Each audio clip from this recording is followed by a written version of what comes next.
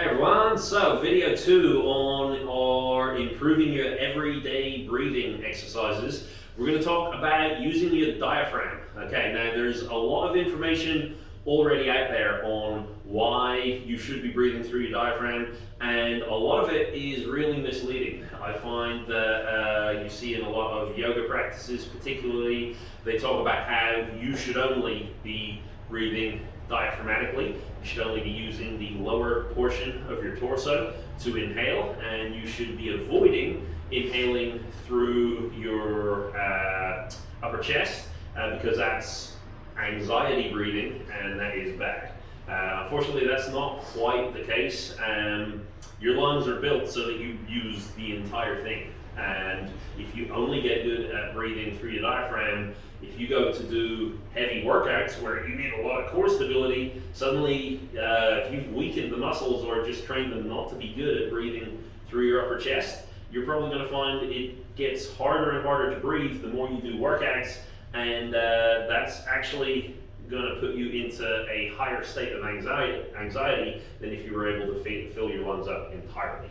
What is true, however, is people breathing only through their upper chest is likely to trigger a longer lasting state of panic or threat or anxiety. And if when that happens, people tend to find it very difficult to then start including the diaphragm. And the diaphragm is quite an important muscle for breathing because it's the biggest one and it helps inflate the lungs the most. So a really quick test that we're going to do right now, just to find out what we're naturally doing, is we're going to do a test that just involves one hand on your belly button, other hand over your chest, and all we're going to do, we can both try this, is just we're going to inhale, and we want to see which hands are moving. Okay, so when Gareth breathes in, nice, and breathes out. So hopefully you can see it on the camera, but when Gareth's breathing, this bottom hand is moving first, and then eventually the top hand is moving. So I'm kind of exaggerating. Filling up the bottom, once that's full, filling up the top.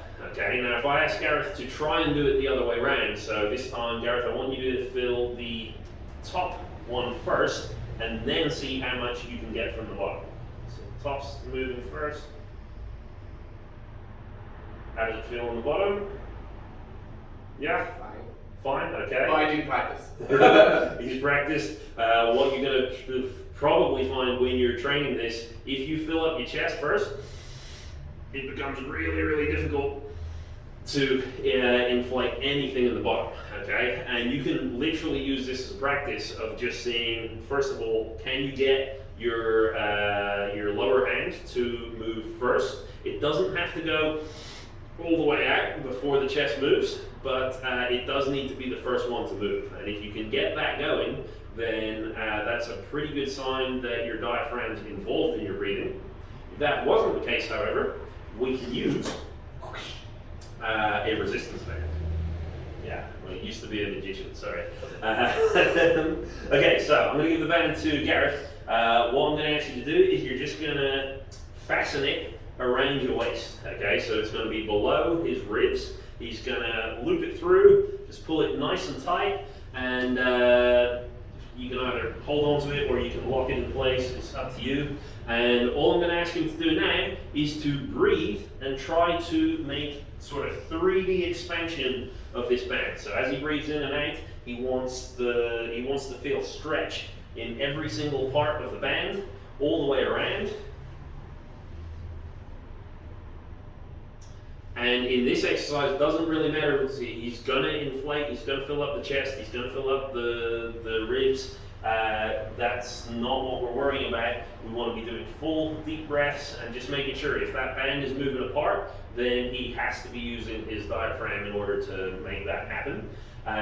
Breathing out on this one is going to be as important as breathing in. And when he releases all the air from his lungs, that's going to trigger the brain to want to activate those muscles again. So what you might find is if you can't get this going initially by doing really full breaths out, you can start to inflate the using the diaphragm afterwards.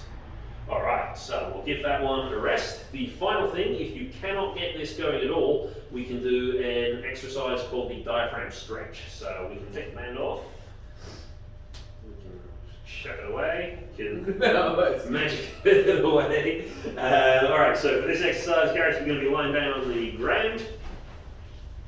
Okay.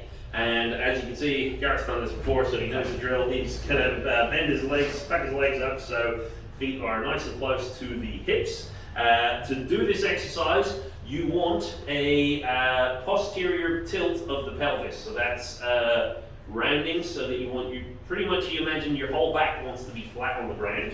And what Garrett's going to do, he's going to inhale through his nose.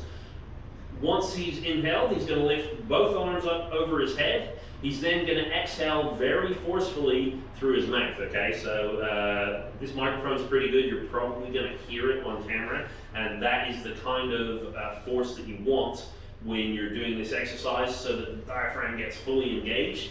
What will probably happen as he breathes out, in fact, you can just go now. So breathe in, he's going to reach the arms up, and then he's going to exhale nice and forcefully out through his mouth all the way.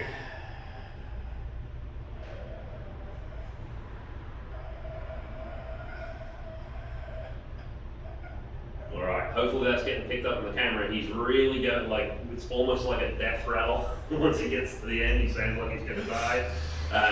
It went for quite a long time. The reason for that, he's trying to empty his lungs so fully that the diaphragm muscle is getting some stretch stimulation.